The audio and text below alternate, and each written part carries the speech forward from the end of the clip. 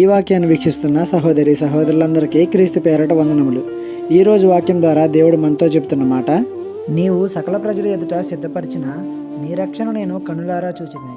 లోకాసువార్త 2వ అధ్యాయము 32వ వచనం. సిమియోను అనే ఒక మనుషుడు యేసయ్యను 8వ రోజున దేవాలయంలోకి తీసుకొచ్చినప్పుడు ఆయనను చూచి యేసయ్యను స్తుతించుచు అంటాడొక మాట, నీవు సకల ప్రజల ఎదుట సిద్ధపరిచిన నీ రక్షణ నేను కన్నులారా చూచితిని అని. చిన్న బాలుడిలో రక్షణ అనుగ్రహించేవానిని చూశాడు ఆ భక్తుడు.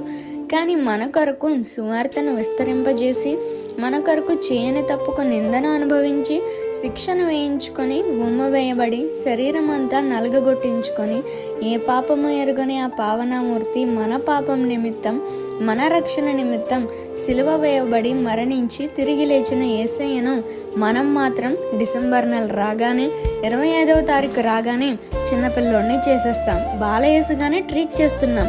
మన భక్తి మారాలి. చిన్నపిల్లవాడిలో రక్షకుడిని చూసిన సిమియోను వలె దేవుని పట్ల మన వైఖరి మారాలి. ఈ చిన్న సువార్త పరిచర్యలో మీ సహోదరులు. God bless you. ఆమెన్.